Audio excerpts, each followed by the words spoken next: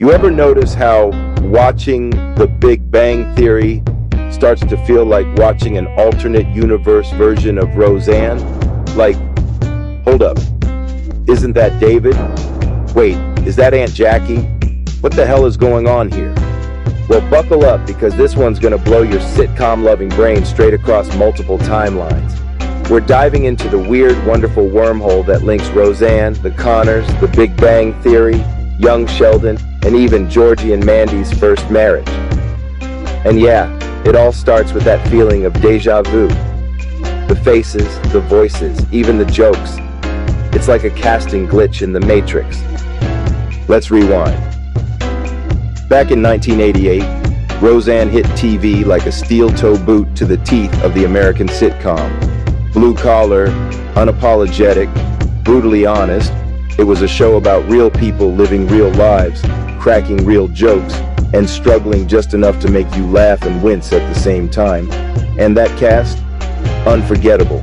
So unforgettable, in fact, they didn't stay gone for long. Enter The Big Bang Theory 2 decades later. A show about nerds, science, and social dysfunction that somehow became one of the biggest sitcoms of all time. But here's the twist. It wasn't just a new show. It was a kind of secret reboot. A sideways reincarnation of Roseanne hiding inside a lab coat in a comic book shop. Johnny Galecki.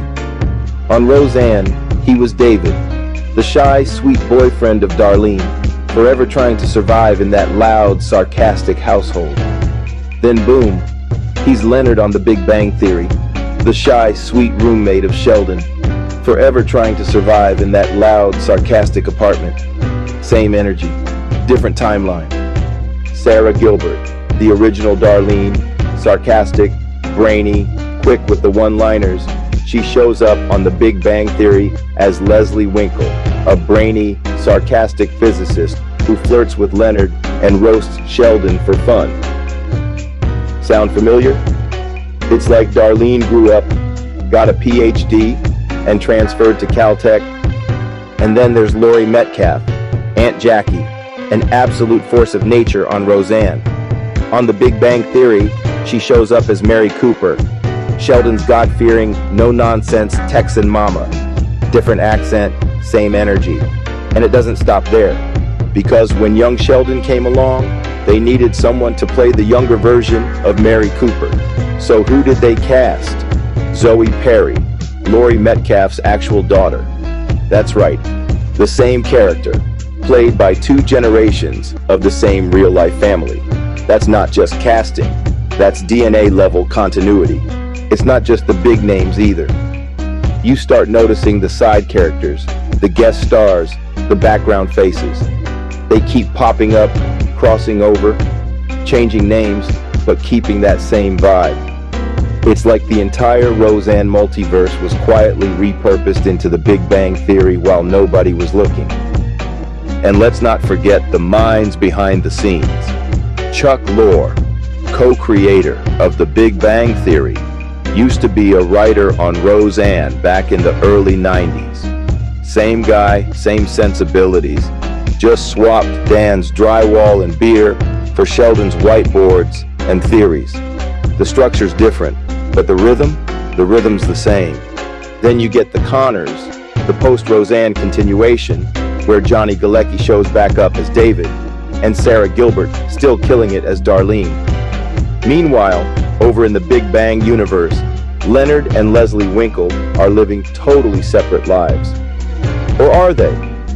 Maybe these shows aren't just connected by actors. Maybe they're connected by some deeper narrative energy, like alternate versions of the same souls living out different possibilities in parallel sitcom dimensions. And the similarities run deeper than casting. Both shows revolve around tight-knit groups who bicker, roast, and cling to each other like life rafts. Both balance quick comedy with emotional gut punches. And both sneak real human messiness into a tidy half-hour block. Maybe it's not just about reusing actors. Maybe it's about reusing chemistry.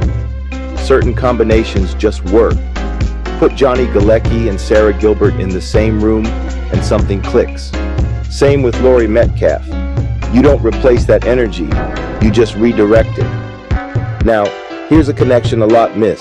Mayim Bialik, who plays Amy Farrah Fowler on The Big Bang Theory, was the star of Blossom in the 90s. While Blossom doesn't share characters or storylines with these shows, it's another thread in this sitcom fabric. It's a fun nod to the kind of coming-of-age and family dynamics that pulse through all these universes, even if Blossom sits a little outside the core multiverse. And speaking of expansions, the Young Sheldon prequel explores the origin story of Sheldon Cooper's genius and introduces his family like you've never seen them before. George Cooper Jr., aka Georgie, Sheldon's older brother, gets his own spotlight too. This led to the spin-off Georgie and Mandy's First Marriage, following Georgie and his wife Mandy navigating life in Medford, Texas. This show adds a fresh branch to the Cooper family tree and widens the sitcom multiverse further.